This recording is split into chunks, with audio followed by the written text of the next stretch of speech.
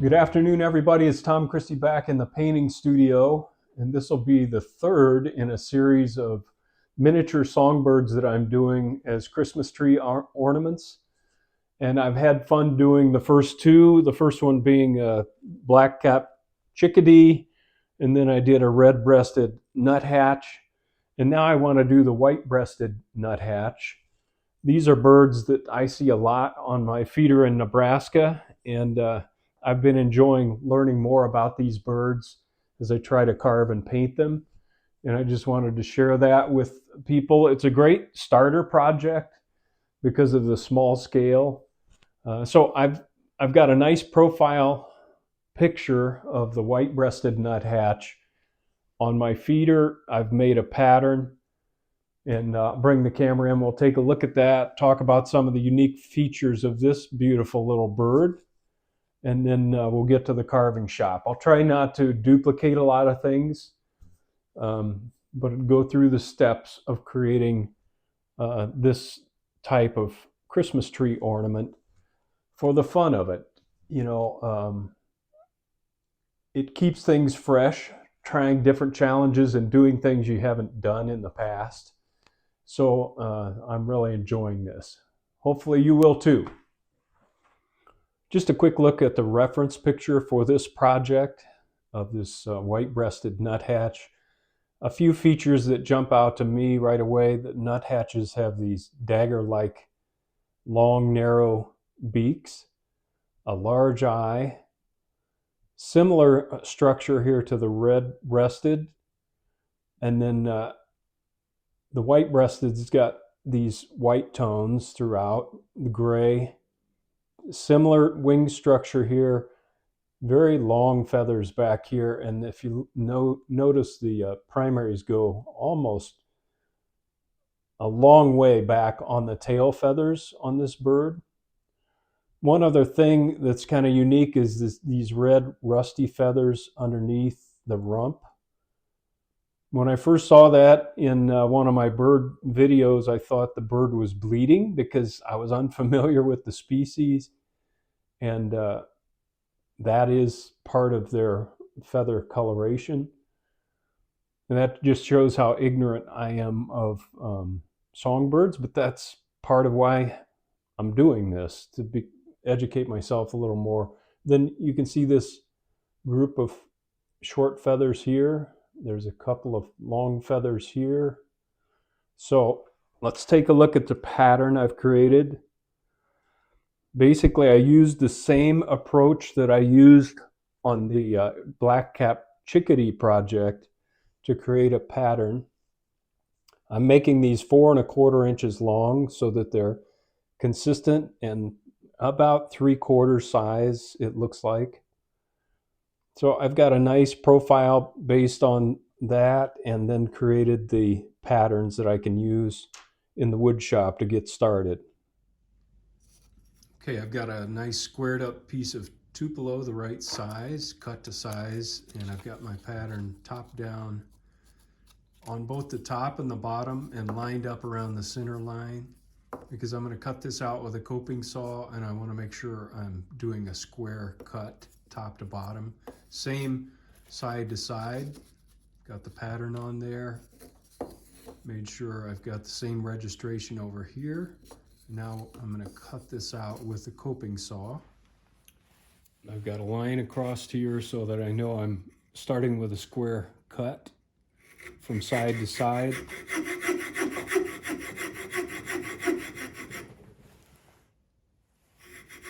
And I'm going to be checking continually the other side to make sure I'm not getting off track.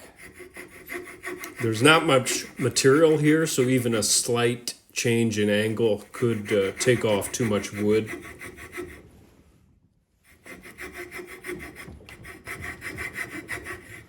So I'll go ahead and cut this bottom profile.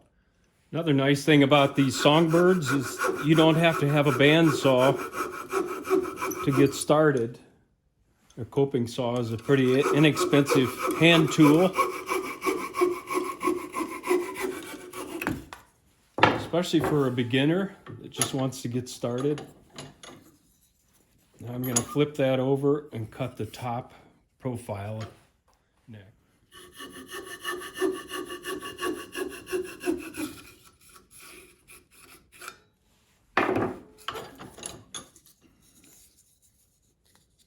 All right. Now I'm going to take my scrap pieces, sandwich those back together, get them lined up, and then go from the, and by get them lined up, I mean get them lined up, because at this small scale, if I'm off a little bit, I could cut the bill short or the beak. Anytime I say bill, I mean beak. I'm just having a tough time because I'm normally carving waterfowl, and the terminology is different. Okay, I'm going to start from the center line here. And if anything, I'm going to leave extra wood so that we've got enough to work with. And I'm cutting the top-down profile now. Start to angle out for the head. I'll get this side profile cut, then we'll flip it around and do the opposite side in the same fashion.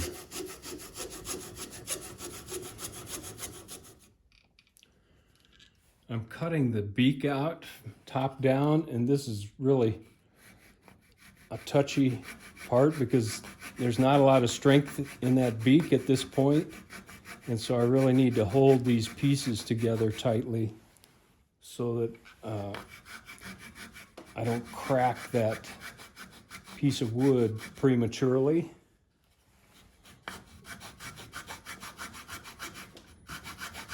And I'm just going at it slowly as well, because that bottom piece of scrap tends to want to pull away.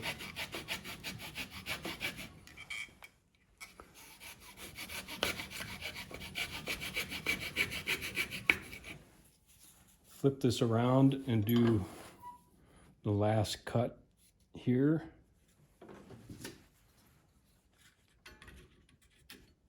And I'm duplicating some of what I have in those other videos,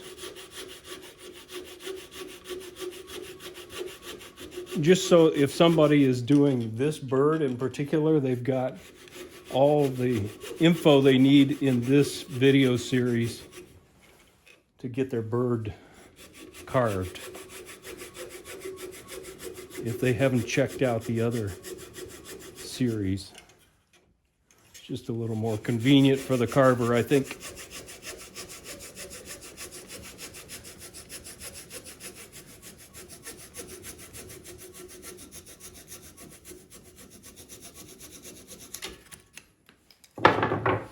Okay.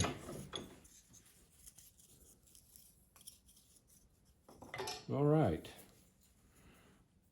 That nuthatch bill is a little upturned on the bottom part of the beak.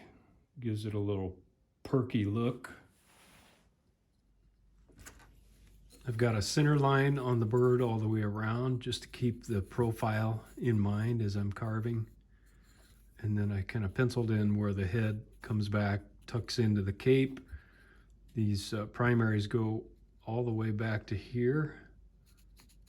So we'll take wood out on either side.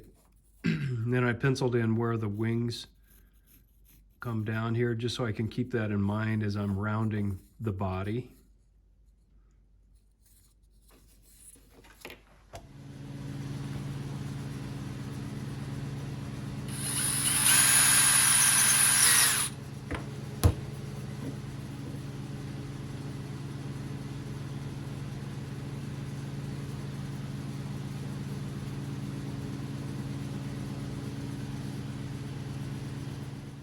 Okay, I'm going to run all these carving videos at 2 times speed, and I'm starting out with this cone-shaped ruby bit, and I want to shape up the beak a little bit here.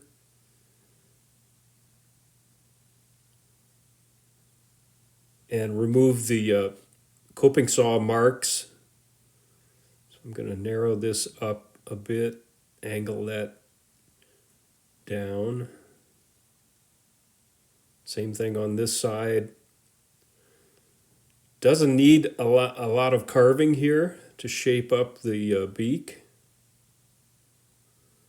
But with this ruby bit, I don't have to worry about snagging. If I was using a burr there, I might snag that beak and break it. Now I'm going to switch to the burr, kind of a cone-shaped burr for a little quicker carving, and use this to round everything. I'm going to stay away from the beak with this carving bit like we talked about. And you can see I'm going to stay away from that wing profile on the side because we want to maintain the width of the carving there. Now I'm going to cut in these primaries as they come back and lay on the tail.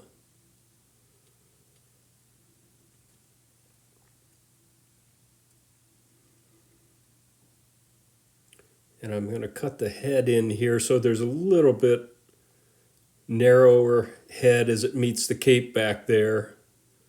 Put some definition around the head. Same thing on this side. Cut that down a bit.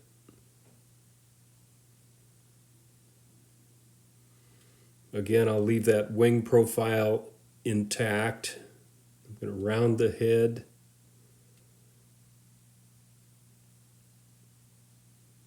So we have a nice profile from the front and around the belly here, under the wing, down to the center line. And I'm leaving my center lines intact so that I don't lose the profile of the bird. Cut in this other primary and angle that a bit.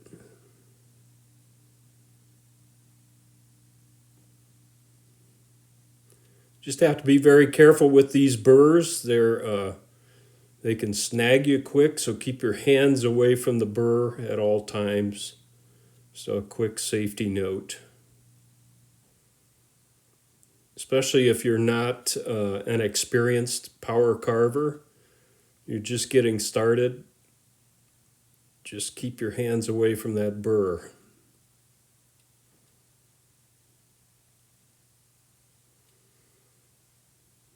Just continuing to round the body. And this rough shaping goes pretty quickly. This is at 2 times speed, so you can see how quick you can get a bird of this size kind of shaped up. Now I'm going to go with my 1/2-inch sanding drum. This has 150 grit Swiss sandpaper on it. And the Swiss sandpaper has fabric backing as opposed to paper backing, so it lasts longer, and you can get that at wood supply shops like the James Company or Smoky Mountain Wood Carvers. I'll go over the entire bird that way.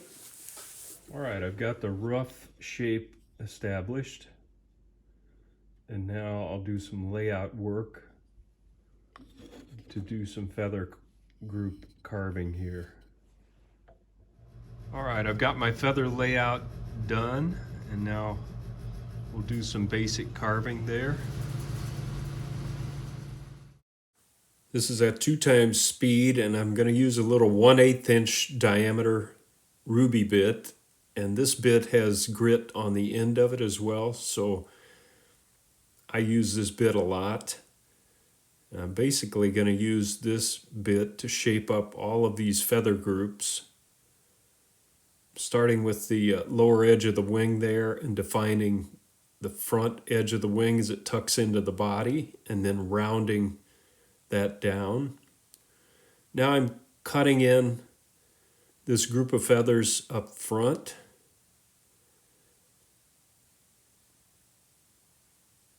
I'm going to outline these large feathers on top.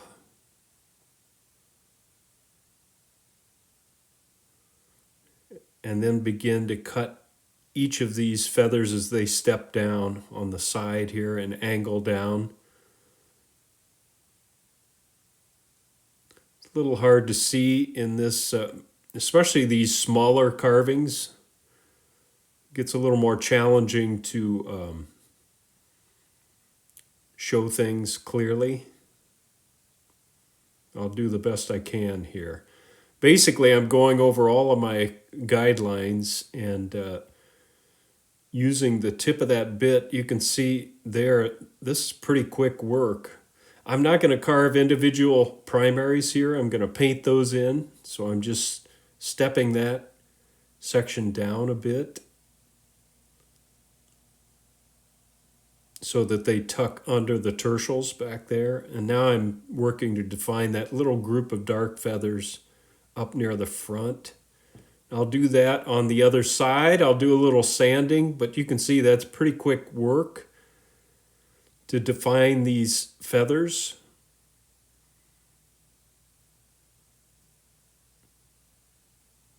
So I'll get that done on the opposite side and come back. There's a good look at it after the carving has been done and some sanding. And now I'm going to use my dividers and give myself a guideline on how far that beak comes back into the face. And then that goes up to a little point on top at the center line. And then goes a little bit back down on the lower mandible.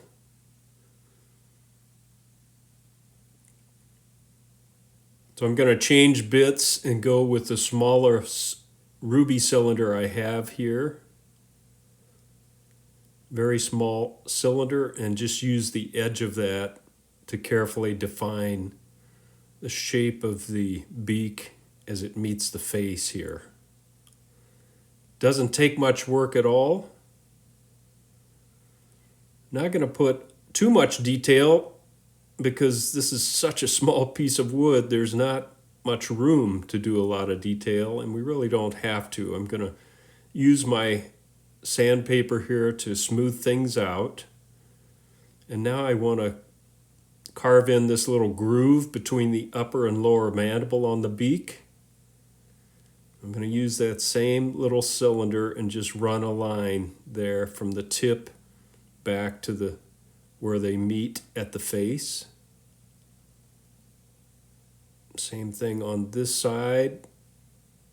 Just cast a little shadow there. That's all we need. Now I'm going to use my embossing tool, just a little embossing ball, and just press in a nostril hole right up near the face, the feathers of the face. And that's about all the detail we need for the Christmas ornament. Now I want to cut some eye grooves in here. And I've just penciled those in. Got to look at them from the front to make sure they're level side to side. And I'm using this little cone-shaped ruby, the tip of that, to kind of cut in the groove and then round down into the face and up into the crown. And these don't have to be very deep on these songbirds, but you can see a little bit of a shadow cast there. And that's what I'm looking for. And this will help me set the eyes so they don't look too bug-eyed from a front view, where they're too far apart. We just need a little bit of a shadow cast here.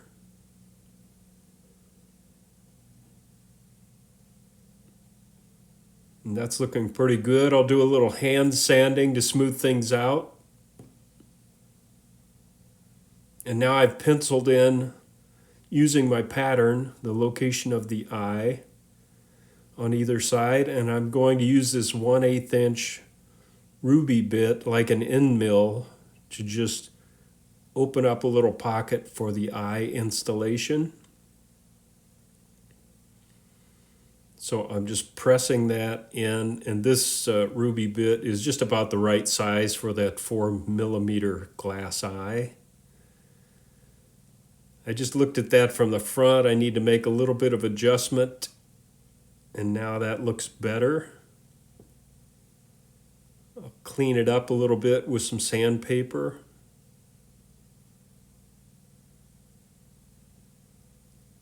And that looks pretty good from the front.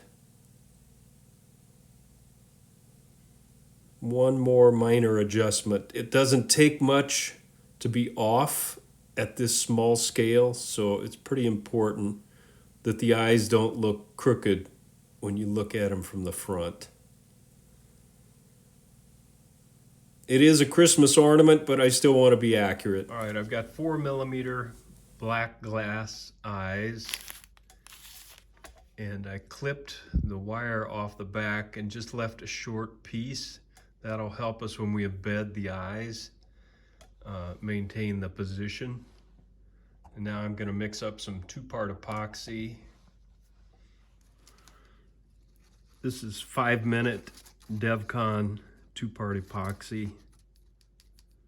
I'm going to use a little piece of wire to put some epoxy in the eye hole carefully.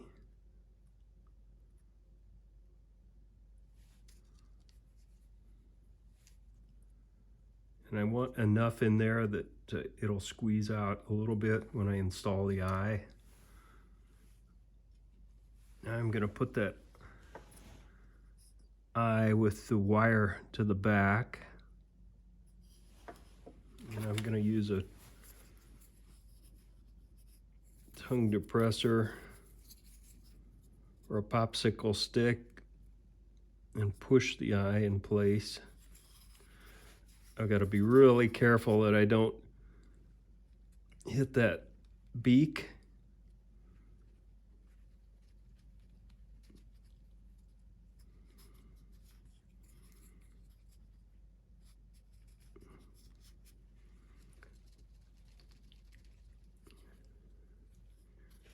So I'll do that on both sides. Nice big eye, and this bird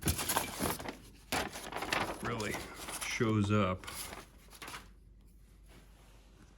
Those were looking a little bug-eyed to me, so I went in with a little bit of plastic wood and just pulled that over the eye a bit, and then used a brush and some acetone to smooth it out, just to close that up a bit. And I think that looks better. We'll give it a few coats of Prolux semi-gloss to seal up the wood. And I'll let that dry between coats. Just give you a quick 360 of the carved bird completed.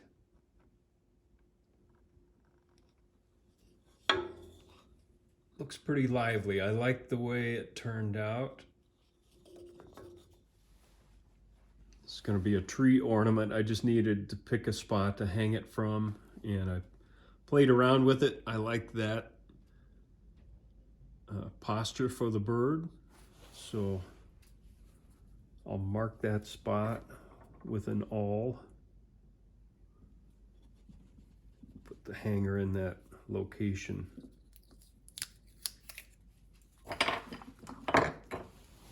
I got these little miniature brass eyes online. They're about 2mm in diameter. They've been working really well for this purpose. I can just press them right down into the tupelo and drive that about an inch into the bird, and it's nice and firm. And I can epoxy that in place after we paint the bird. Okay, well that's going to do it for the carving portion of the white-breasted nuthatch miniature carving, and I really like the way he turned out. Looking forward to getting him painted, learning more about the feather patterns of the birds, the colors I need to use, and we'll do that next. I hope you're enjoying this. It's kind of a mini series on miniature, a mini miniature series on miniature Christmas tree ornaments. I just thought it'd be a fun way to celebrate the season.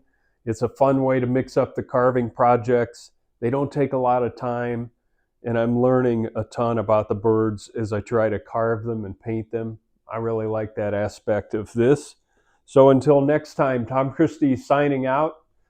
Good carving to you out there.